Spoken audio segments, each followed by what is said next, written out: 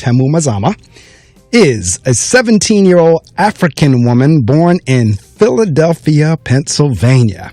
However, she has spent extensive amounts of time in Guadeloupe in the Eastern Caribbean. She has been homeschooled, we're going to talk about that, since first grade. And since then, she has become an avid reader and an avid traveler. She has journeyed to 5 different continents, 33 different countries, and spent several months in Brazil, where she studied the language and religion. Indeed, traveling has been a critical aspect of her home education, allowing her to visit important historical sites and witness and participate in real-life events, rather than just learn about them in textbooks or videos. Her life experiences have shaped her very unique and mature take on life. Her interest in the environment and the serious ecological crisis was prompted by traveling to Haiti, Australia, and Africa. All right now. Thus, in many ways, the story 17 Dry Seasons is Tamu Mazama's reflection about the world's condition through her own journeys and eyes. The author speaks many languages, which has also opened many doors for her. She writes poetry, loves photography, and plays the guitar while singing her own compositions. She has performed in Rio de Janeiro, Ipanema Beach, Geneva, Philadelphia, Yaoundé, Paris, Martinique, Guadeloupe, etc., etc., etc. She plans to attend college and major in film and African American studies to continue telling stories worthy of being told. Welcome to the Reading Circle microphones. Please join me, listening audience, in welcoming Tamu Mazama. Tamu, good morning. Good morning. Good morning. Well, I tell you, you know what? Now, you're only 17. And when I say only, I kind of say that in quotes, quote unquote. And yet I read that bio, and you've done more by 17 than many have done by 71.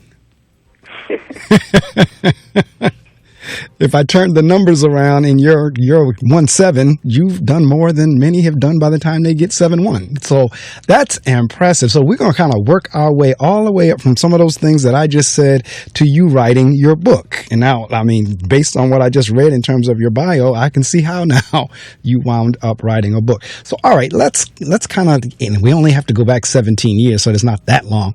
But Tamu, come on, where did this kind of like all start? How did you wind up being homeschooled instead of going to a school? How did your parents make that decision? What was that like for you? Did you feel any different in terms of other kids who went to school? Let's talk a little bit about that before we even get into the writing and reading.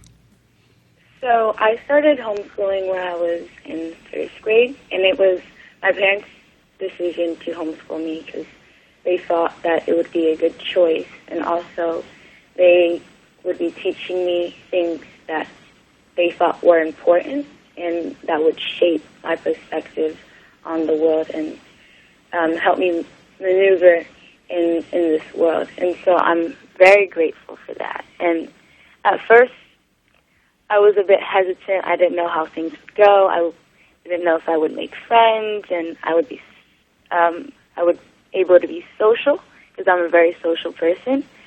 But in the end, I think homeschooling was one of the best choices that they've ever made for me because it's allowed me to learn things that I want to learn, to do things that I wouldn't have been able to do if I were at school or would have less time to do. And so I'm very, very grateful for that.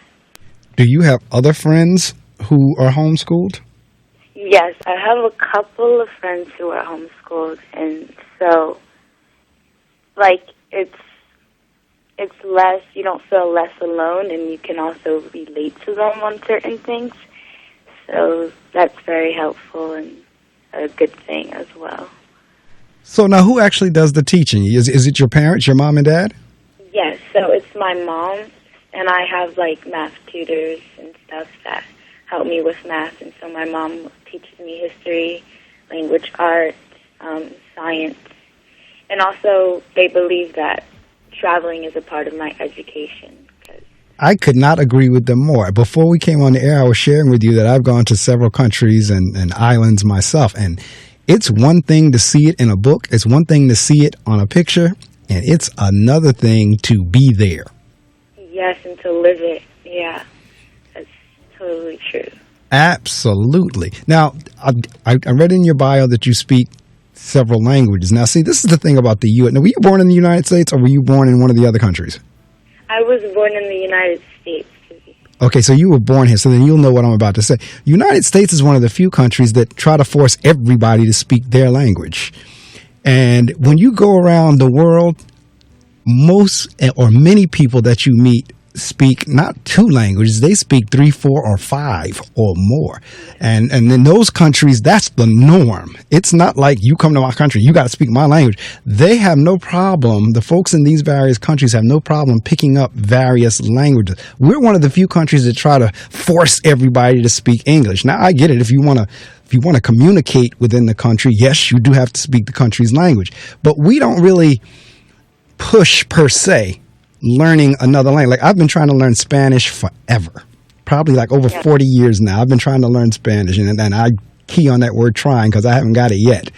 But there are folks, like when I traveled to Germany, our tour guide there, she spoke like 5, 6 different languages. I mean, she was able to go, while she was talking to us, into any language of anybody just about on that bus. She could go into it. But that is, I mean, when you talk about, I see now where you says open many doors, the fact that you speak multiple languages, you can write your own ticket. Yes.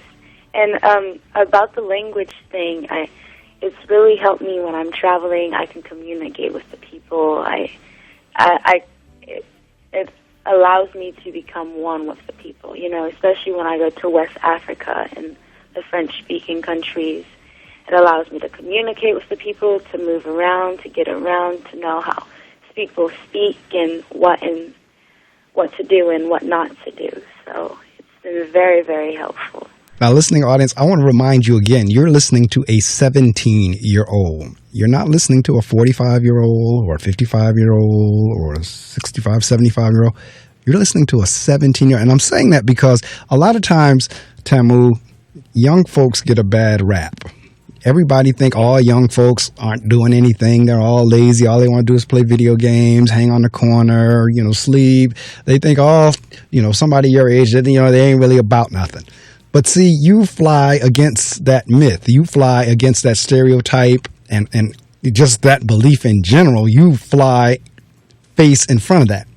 Because I have a 17-year-old here on the air with me who has already done more than many will do if they live to be 100. And I say that kind of facetiously, but at the same time, somewhat seriously. In her 17 years, she's already done more than many will do who will be on the planet for 100 years. And that's why, I keep emphasizing this because I work with kids every day, because I do see kids that do nothing. But I also see kids like you, Tamu, who are really striving to be their best. So, all right, you were homeschooled, mom schools you, you have tutors come in, you're coming up a line, and you're doing all this traveling. Like, at what age did you start all this international travel? Or was that something you've been doing since you was a baby? Yeah, exactly. I think when I was 2 months, actually, to be exact, I started traveling, and I think the first place I went to was Benin, Africa, in West Africa. And we spent, with my family, we spent time in Benin, like 3 to 4 months every other year. And so, actually, when I was very little, there's a language called Fon in Benin, and the woman in Benin would speak Fon to me, and I would respond to them in Fon. Because I would go there when I was a baby, so I could respond to them and everything. So did you hear her say Benin? I traveled to Benin. I'm sitting here like in awe. I'm sitting here blown away that you can just sit there and converse and talk about, like, you said Benin as if it was across the street in Philadelphia. And so, but that is outstanding. This April, I was supposed to go to South Africa. We weren't able to pull the trip off, but we're supposed to be again scheduled for April 2020.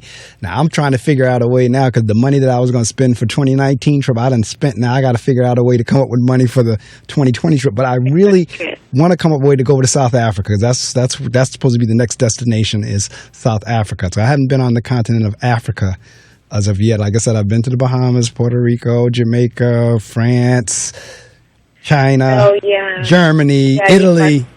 Right, I've done those, but now I want to do the motherland. I want to do Africa. And yes, the motherland is when you go there, you don't feel like leaving. You know, you just want to stay there forever because you feel people make you feel so at home. Right. It's just like wow, you know. But you must go. I really. Yeah, I got to come up with a way to come up with $5,000 between now and April, but I'm gonna do it. It's gonna be done because I got to get there. But what is it like now when you're with your and I know you're homeschooling, but you still have friends your age. But you have friends your age who have not had the experiences that you have. What is it? I mean, do you get a chance to share your story with them or share your travels or pictures or whatever?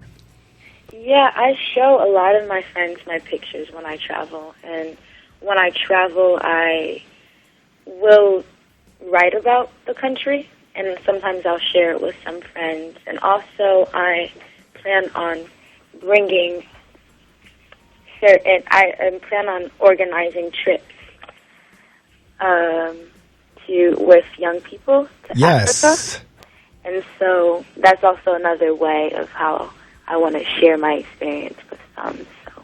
Well, that's the way, I mean, all these countries that I told you, with the exception of like Puerto Rico, Bahamas, Jamaica, and all, I went through a tour organization that does that for students because that's how I've been going because I'm an educator and I've been taking students overseas to these different, I'll never forget, I was in Germany years ago. I had a student with me. He was about 12 years old at the time. And he looked at me and he said, Mr. Medley, I can't believe I'm bike riding in Germany. I mean, and that statement always stuck with me that this kid, because he's now about 18, 19, he might even be a little bit older. He's probably I think he's either your age or a little bit older because that's going back some years ago. But he was 12 and he was saying, I cannot believe that I am bike riding in Germany. And I was kind of like, kid, I can't believe it either. But you know what?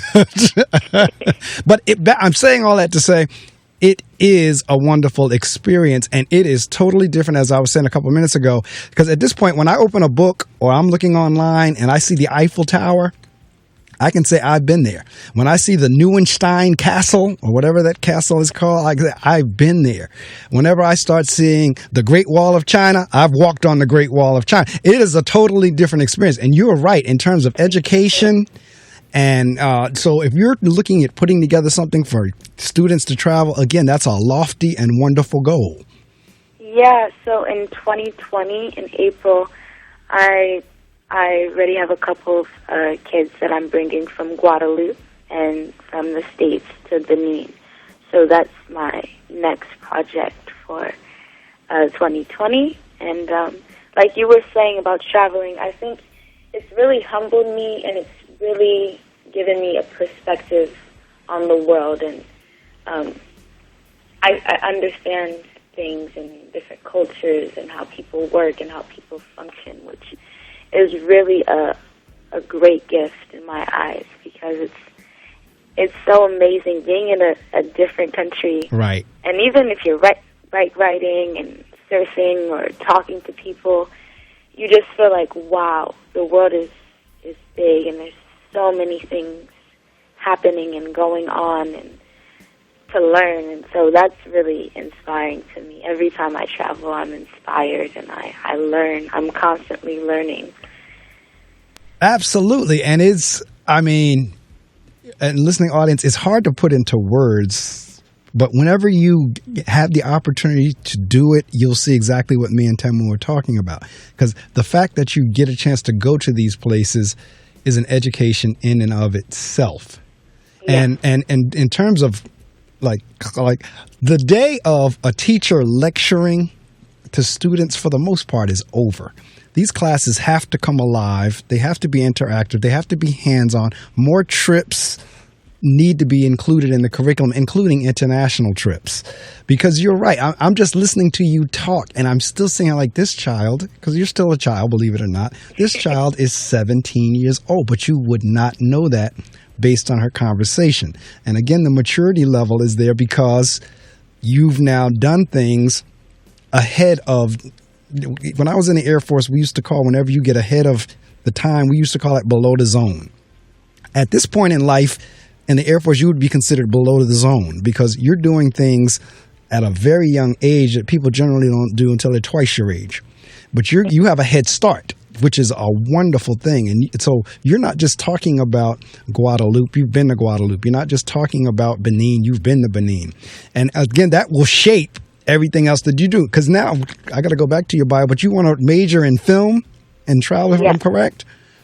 Yes. It's going to shape that. In my city, they just filmed a piece of the upcoming Steven Spielberg movie, West Side Story. And the set was, to see how they put sets together and all the props. And, it was something to see. And I didn't stop because, I would ride through on my way to work or wherever I was going, but I could see them. I could see how they transformed a couple of our city blocks for probably, which is a tiny segment in the movie. I don't know. But you're going to be able to bring such a perspective in terms of whatever films you create, and being able to tell the African or the African-American story, because you're combining that with a minor of African-American studies, or you want to major in both? I want to major in both. You want to major in both. Okay, so the African-American studies is not a minor. You're going to major in film and major in African-American studies. Exactly. All right, now. That's a good combination. Because, go ahead. No, I think that it's really important that people tell stories that need to be told or haven't been told yet, and so that's really what I want to do, and I want to add a historical sense as well, so I know what I'm talking about, and so when I make documentaries or movies, that I'm not just ranting and saying things that don't make sense or are coherent to people. So. Well, I tell you what, if that's the case, you linked up with the right publishing company then, because that's exactly what Universal Right is all about, is being able to tell our story and be able to tell our story unfiltered and tell it the way it is and not sugar-coat it and whitewash. So again, and if there ever was a time for our story to keep being told, because our story has always been told, but if there ever was a time for our story to keep being told, it's now. Yes. Because you have a lot of folks, unfortunately, that keep on trying to twist our story. And unfortunately, you have a lot of African Americans who believe in the twisted story. That's so true. So that's why it is so important that we have somebody, and now you have somebody young and up and coming that's ready to tell the story straight. Yes. Yeah. And for my book, that's also another important thing to me, is that the messages that I wanted to put in the book and that are in the book behind the story that are important to me. And I think that people should take and hopefully learn and grow from them and reflect on the messages, because there's a lot of things going on in our world that we need to address or we need to be aware about. And many aren't, or many refuse to see the reality, or so. No, you're absolutely right. Now, earlier in your bio, because, okay, this is the thing. I always, whenever I get someone on the air that does just multiple things, I'm not talking about one or two things, but I mean multiple things. Like I see in your bio, I call them like a Renaissance man or a Renaissance woman. So I guess I can call you a Renaissance teenager. You're like you're like a Renaissance teen on her way to becoming a full-blown Renaissance woman. And I mean, the word impressed is not enough here. It really is not. But I saw in the bio where you say your parents, they started you out being an avid reader, avid writer. How did they get you to do that? Because like for many kids, not all, because I don't like to generalize or stereotype, but for many kids, reading is a tough sell. Yeah, that's so true. Many kids dislike it, and they associate it with work, which right. For me, I mean, sure, you can use reading for work, but for me, reading is about learning, about pleasure, about also helping your imagination grow. And so when I was little, my parents would always give me books to read and tell me that reading was a good thing and I should continue reading. And I remember just spending hours in my room, locked up in my room, reading and reading and reading, and being so touched by people's stories to the point where I would cry, and my imagination would grow, and it touched a lot of things in me and made me dream and have hopes and aspirations for the future. So, well, I tell you what, thankful for that. God bless your parents and God bless you in terms of pointing you in that direction. Because as I said, I work with children every day. As a matter of fact, on Thursday night, I had a parent meeting because our school doesn't start for us until next week, until the kids don't come back until Thursday. The teachers come back on Tuesday. But what I share with the parents is, look, I need you reading with your children and your children reading to you. Like, reading is the foundation for every other subject. And I'm not taking anything else away from math, science, social studies, so forth and so on. But the bottom line is, if you don't read and comprehend, those subjects will be meaningless to you.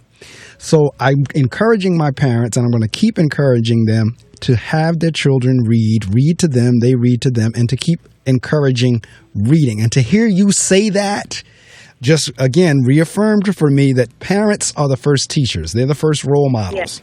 So your parents now role modeled for you and constantly encouraged and pushed you to read, and you were smart and wise enough to follow their lead.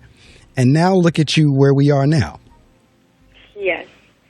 Yeah, I'm very, very, very thankful for my parents, and my mom is always supporting me and always giving me books to read and always telling me that it's important to learn, because she says something very important, that you will never learn enough. There's always things that you Correct.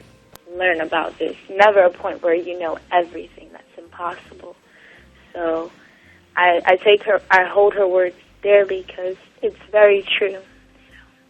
I could not agree with her more, because I tell people all the time, we ought to learn something new every day. And it doesn't have to be, when I say that, a lot of people think it's like this big complex or major. Like, no, it doesn't have to. It could be something tiny. It could be something you just didn't know. And now today you learned it, or a fact that you didn't know and you found out, whether it's Play and Family Feud or whatever, just something you didn't know. But we should learn something new every day.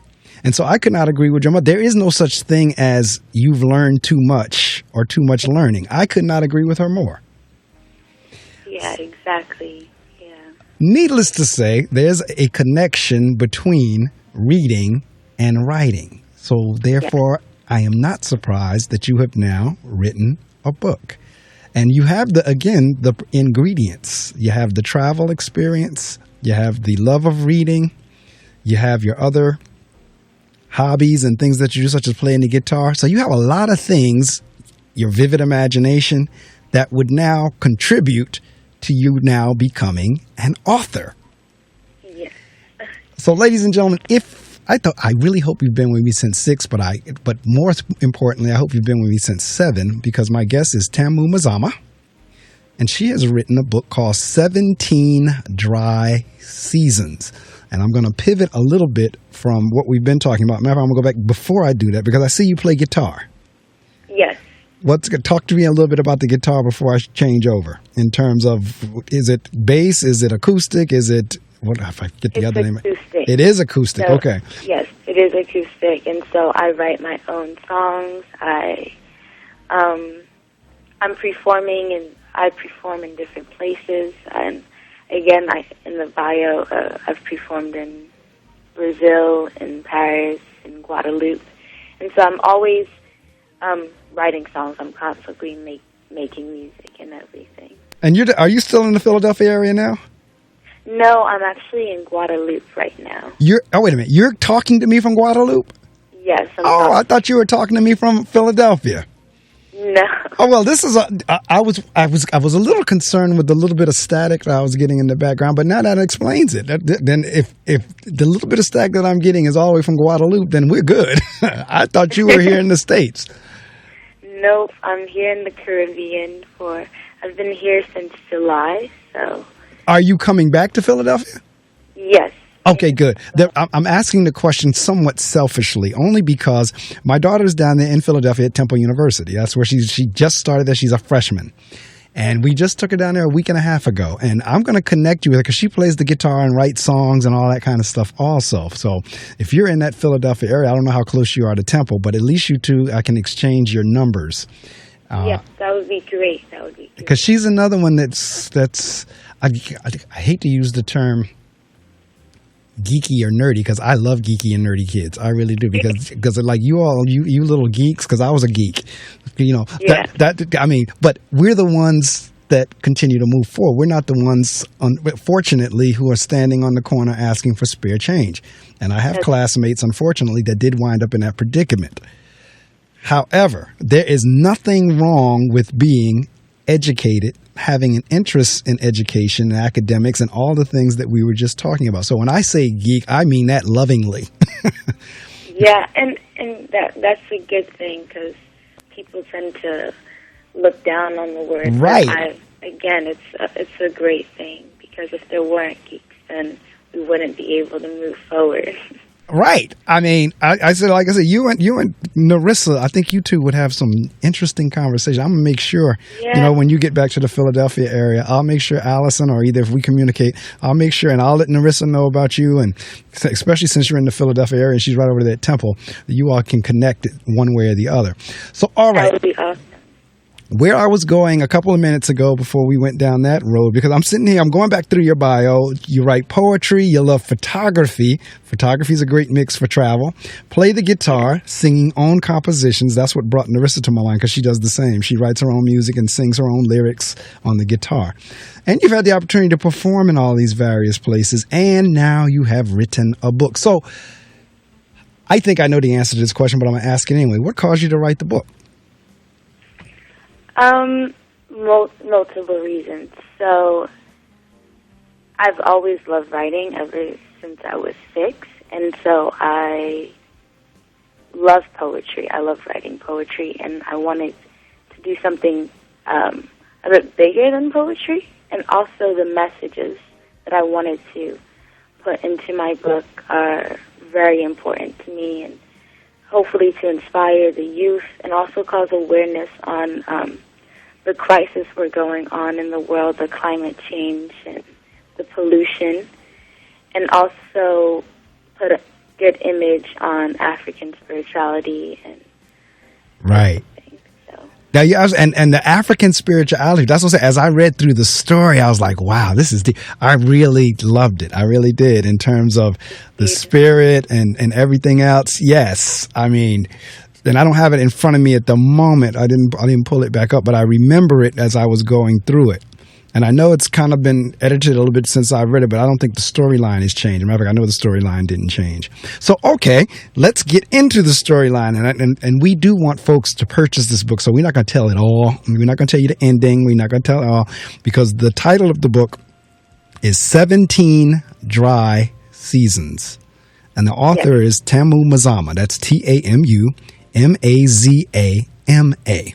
So where did that concept come from? So 17 Dry Seasons is my main character's age. And I wanted it to be an African perspective. And so in Africa, there's 2 seasons mostly, the dry season and the rain season. So instead of saying 17 summers, or a girl of 17 summers, I wanted to say 17 dry seasons to add to it. So, okay. Yeah. You came up with the concept, and now you had to get it on paper. You had to get it on the computer, or however you put it together. Yeah. Kind of talk us, I mean, because you were going to school. I know you're homeschooled. I know you're. How did you, all right, let me phrase it this way. How did you get writing a book in with everything that you're doing? Talk a little bit about that process. So, to be honest, I had to hand wrote my book, and it was, I had a lot of sacrifices I had to make because I couldn't go out with my friends as much. I would stay up drinking coffee at 8 p.m. to stay up all night and just write. And so with homeschooling, I was doing a lot of things. I was also organizing events and for the youth in Philadelphia. So I had a lot of things going on, and also while traveling, I was always bringing my notebook, my computer with me so I could write on flights or at the airport when I had a long layover. So I had to sit down and write every day, because for me, if I didn't sit down and write every day, then I would wait a week or two, and then I wouldn't write anything. So I had to force myself to sit down and to be patient as well. And I would write every day, and that's how my story came along. But again, okay, what? Because you're not talking like the average 17-year-old, 16-year-old. I mean, I just heard the word sacrifice come out. Kind of like, what drives you? What is your driving force between being able to stay up and drink coffee and write and write on the flight? And I know I have to write every day. What drives you? I think for me, what drives me is that I really want to inspire the youth. I want the youth to know that they can achieve their dreams. You know, if they're determined about it, and if they're serious about it, and also if you're passionate about something and if you want your message to be heard, then you will really take the time and even the energy. Even if there's days where like you feel like, oh, this is, why am I doing this? Like, what's the reason if you feel frustrated about something? The fact that you know that it might inspire people and you're also achieving your dream is something that keeps you going and keeps you strong. And also the people who are around me, my mom especially, always encouraging me to continue. So I'm very, very thankful for that. Because there are days, of course, where it's not easy, where it's like, it doesn't feel like you'll be able to finish it, but you have to be determined about finishing it and about achieving your dream again. Well, no question. And you say I want to inspire youth. Now, that's interesting, because if anybody can inspire youth, is another youth. And so I'm glad to hear that you, as a 17-year-old, is trying to inspire other youth, because it's one thing for them to hear it from me, from a 57-year-old, and they could care less. Oh, well, man, we don't hear from you. But it's another thing to hear from somebody who is their peer. All right. Yeah. So the fact that you're saying I want to inspire young people, and you're a young person, it just may work. Somebody may just say, all right, let me play devil's advocate, because the hope is your peers would say, I want to be like Tamu, or don't necessarily have to be exactly like her. But if Tamu can do all that, certainly I can do something. Do you have any of your peers that say, Tamu thinks she all that? Yes. Yes, they do. And ever since my book came out, I've seen people change. You know, like people will say that they're your friend and support you and everything, but then once my book came out, they were just changing shape and being kind of mean and harsh about wow. my book. It's so interesting. It's so interesting how people function, but it's unfortunate as well at times. Now, that's interesting, because you said, okay, once your book came out, so up until the book, they were okay, and then once your book came out, then they started changing on you. Yes, because the thing is, I was telling them, oh, I'm writing a book, I'm working on it, but they were hoping, or they didn't believe, they were hoping that I wouldn't write it, or they actually were hoping you fail. That it wouldn't come out. Yes, exactly. So when it actually came out, it was like, oh no, what am I going to do now? Like, Tamu actually held her word, and so it was different, and so. Wow. Now that's, first off, that's a sad statement, first thing. That's a sad commentary. But forge on anyway. Forget the haters and the naysayers. You keep doing your thing, all right? Because believe it or not, more people will actually be inspired than there are haters. They will be, ultimately. Yes. But that's a really sad statement that they would now become a hater because you did what you said you were going to do instead of saying, well, if she can do it, I can do it too. That's why I like to read, because people will say, don't read my whole bio. It's so long. This and that. No, I'm reading the whole thing because I want someone to hear it and say, well, if he or she can do that, then I can do that. So I do that intentionally, consciously, and on purpose. But to now have someone say, because that's why I asked the question, because I knew they were out there. But you know what? We're going to pay them no mind. You keep on doing your thing. So you've now written the book and it's now out there. And interesting that you would say that because I've had full-grown adult authors share something kind of sort of similar, particularly whenever I've had Christian authors who may have a sex scene or something like that in their book. They would tell me how their church members turned on them. And I was like, you got to be kidding me. But they would tell me how their fellow congregants would treat them differently because they had a sex scene in their book. And I was like, but how did we get here then? Everybody got here through that means, so I don't understand that. But to hear you now say as a 17-year-old that other kids are now jealous, for lack of a better word, or hating, that's really something. So, okay, let's get a little bit into the storyline of 17 Dry Seasons. Don't give the ending away, but kind of whet the appetite. No pun intended, because I see on the cover the young lady in the water. Yeah. So my story is about a 17-year-old girl named Akosua, and she's from Barbados. And one day she is suddenly called to embark on a journey by a West African goddess called Yemoya, but also known as Yemoja, and she's the divinity of the ocean. And so Akusu was called to warn humanity to stop polluting the ocean, because if human beings don't, then there will be serious consequences. And so she encounters conflict, but all while living out her mission to finding herself and her purpose in a chaotic world. So wait a minute, you're addressing multiple issues within a story. Yes. So one of the issues is the ecology, the whole pollution. Yes. Then you had the African spirits in terms of the goddess and the various. It was more than just her. It was a couple of different spirits in there, correct? Yes. Yes, there were a couple. Okay, so you're having an opportunity to educate on the African religious history as well as on ecology. And were there any other areas that you were hitting? And also, the first one, I wanted the youth to feel inspired, because a lot of the youth, they feel worthless, or they feel like they won't be able to do anything great. And so I wanted them to associate with Akosua, my main character, and know that you can find your purpose, but if you do the work and if you listen, and you do have a purpose in the world. So it was also instilling a sense of purpose in people. So where is the book in terms of, or what is your hopes for the book? Is your hope that the book will now get in schools or just get in bookstores or online, or where is your audience? Who are you? It's a YA book, am I correct? Yeah.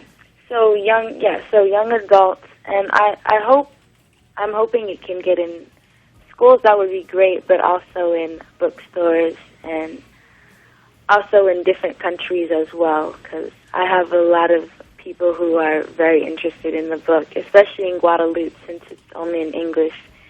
I have some of my peers here who are asking, can you translate it in French so we can understand what's going on as well? So you're not looking just United States, you're looking globally.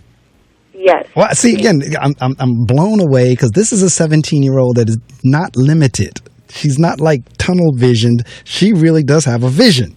And it's not just here in Philadelphia or here in the States. You heard her say, I'm looking in Guadeloupe. She's looking to get this book out globally. Now, back to the African history in terms of why what you're doing is so relevant, is because research has shown, as well as our African history has shown, that if there's any way to get a message through, it's telling of stories.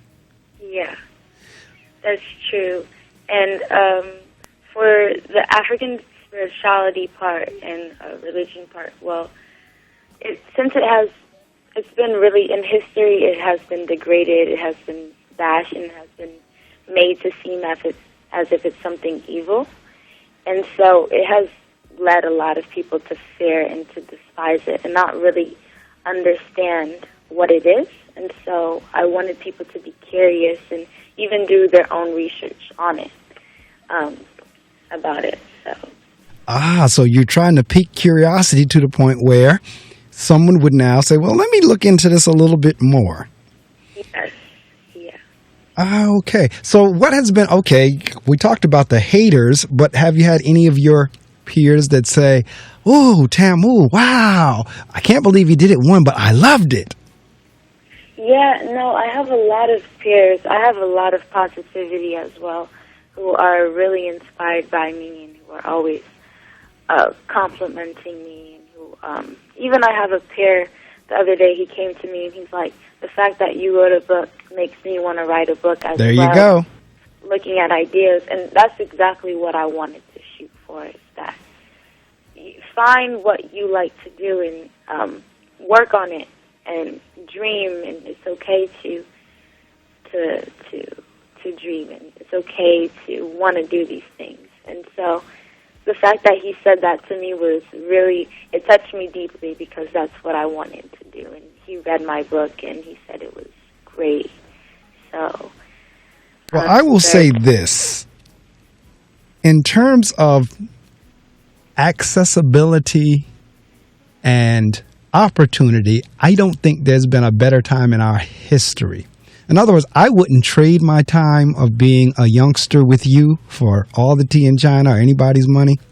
However, I will say this, in terms of opportunity, accessibility, the ability to research and find out information and learn something new or never stop learning, as your mom said, there has never been a better time than right now in 2019. And it's probably going to get even better than this as we go further in. And I say all that to say, whenever I was your age, Google did not exist. Whenever I was your age, like this international travel like you were doing, for many African-American kids, that wasn't even on the radar screen. In terms of musical instruments and things like that, some could. I was blessed enough to start taking piano lessons when I was 8 years old. My parents had the foresight with that. Like I told you, I was one of the little geeky kids too. So this is geek, no geek. This is one of those game, no game. That's why I know what I speak when I'm talking to you. In terms of a lot of opportunities like this just was not there. And so the fact that you are doing what you're doing, publishing books and songs and photographs and poetry and traveling, there's never been a better time that I know of in our history to do that. So for folks not to take advantage of that, they really don't understand what they're missing out on. Yeah, that's so true. And then I have other peers who they're what they're interested is not writing, but they have baking businesses and stuff, and they said that they're inspired to start, to work more on their baking business and start selling their sweets. Well, see, again, entrepreneurship, that's another, this is the thing, and I know in this country, we push everybody towards college. I'm an adjunct professor. I work with I'm a principal of a school. I know we try to steer kids toward college. However, college does not have to be for everyone, particularly those who have an entrepreneurial spirit, who can come up with something and invent something or sell something, even like at your age, and start from there and just keep on making it grow. So if you have that type of mindset, like you said, baking or whatever it is, if you have that business or entrepreneurial mindset, then I would tell somebody to go with that. Now, if you decide later on you want to start school, go to school or better yourself or get an MBA or whatever, by all means. But we get so focused on trying to force everybody into the same tunnel.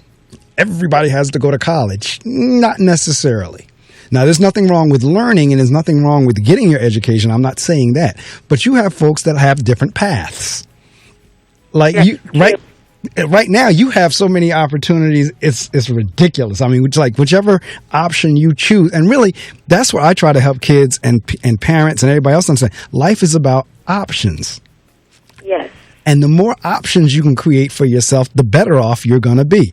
Folks who struggle are folks who are very limited on options. That's true, yeah. And again, that's to come back to instilling that sense of purpose in the youth. It's like not everyone has the same, mission or the same talent. So it's okay to have your own talents. Okay, you should find what's important to you, what you're passionate about, what you're good at as well.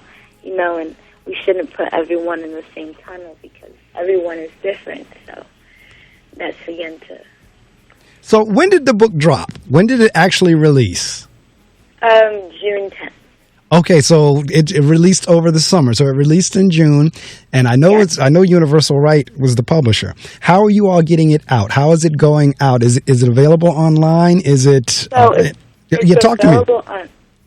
So it's available on the publisher's website, right, and also on Amazon, and you can find it at Barnes and Nobles as well. Okay, so you're all right. You were the big boys. You were Barnes and Noble also. All right. So again, the book is going out there. It's a YA book, and for the listening audience, for those of you who are readers, when I say YA, what I'm talking about. For those of you who may not be, YA is young adult. But I've read the story. It's not necessarily just for young adults, because as we just said, there are multiple messages in there, and if you read through it, you'll see what I'm talking about in terms of Tamu addressing worldwide issues, because the pollution and climate change and all those different things, those are worldwide issues. Yeah. So, all right, what's next for that? What are you? All right, let me back this up a little bit. What are you, a senior in high school? Yes, I'm going to my senior year this year, so. So you're going to be a senior, and I'm going to tell you now, it's going to go by very quickly. Yeah, I feel like it's going by quickly too, even though it hasn't started. No, you're absolutely right. Even though it hasn't started, it's still, before you know it, we'll be singing Jingle Bells, and before you know it, it'll be Memorial Day again and graduation. Yes, that's what it's going to feel like. It's going to go, yeah. And then I see that you intend to go to college. Do you have any colleges in mind? I mean, because you're kind of like global. I mean, you're not one that's just limited to colleges here in the U.S. You might wind up in a college somewhere else around the world. Any ones in mind? So actually, I'm really interested in Temple University. Oh, another Temple owl. Well, I definitely got to connect you with Narissa then. Yeah, and I'm always on Temple's campus, so that would be great. And also, I was looking at schools abroad, so film schools in France as well as Paris. So I'm still looking at that, and also in South Africa as well. So I'm scared of you. College in South Africa. Go ahead, girl. So I'm still looking at options and things that I could do. Well, I tell you what. Whenever at some point, give Allison. Because that's who you've been communicating with, right, Allison? Yes. All right. Give Allison your email address and tell her to text it to me or whatever. And then I will put you in touch with Narissa, with my daughter down in Temple. And like I said, I think you two would get along famously. Yeah. Just listening to you. Yeah, I think so too. And I'm going to let her know about you. I'm going to let her know for sure about you. And the fact that you live down there, which is good, because she, for the most part right now, doesn't know a whole lot of people, because we just kind of plopped her down there a week ago Wednesday. And so she's learning classmates and the campus and people. So to have somebody else that can, even though I have not met you personally, I feel like I know you now talking to you. And the fact that you know Allison and Io and all of that'll close enough for me. So how did you come across Universal Right Publishing? So I looked at a book on their website, and so I read a little bit because my mom has the book. And so I got in contact with them, and they were really awesome, and they liked my story. So I'm very, very grateful for that. Working with them was really a great experience, and constantly learning and how that business works as well. Was very eye-opening, because You know, a lot of things are involved when you're writing a book. And oh, yeah. So that's why I was asking you earlier. How did you get that done? Because I mean, I have worked with a friend who was writing a poetry book years ago, and I remember the whole process of getting ISBNs and the whole thing we had to go through with Washington and covers, and I mean, I remember the process well. I know the process well. But again, like I said, in terms of, because you're not self-published because you're published through Universal Right, but in 2019, folks have the option to self-publish. That option wasn't there whenever I was your age. I mean, self-publishing did not exist. You had to go to a publishing house. Now, you've gone to a great publishing house with Universal Right, especially in terms of what you're trying to do in terms of telling our story, because all publishing houses won't do that. Exactly, yeah. And they allowed me to really tell my story through my lens, through an African perspective, which is a great thing, because a lot, like you said, like a lot of publishing houses don't allow you to tell your story and the story of your people, right? That way, you know, right? It's always, yeah. They will try to change it. They will, again, like I said, in many instances, sugarcoat it, water it down. Oh, but be politically correct. No, you can't say it this way. They will try, or either they'll try to take over your cover photo. They won't allow you to do the photo that you want, or the concept that you want. Like everything is kind of like theirs. So the fact that you were with Universal and they kind of allowed you to do your thing. Yeah, they allowed me to be free and creative and to be true, you know, and so if a publishing house can allow you to be true, that's right. So believe it or not, Guadeloupe, I'm honored. You still there, or did I just lose you?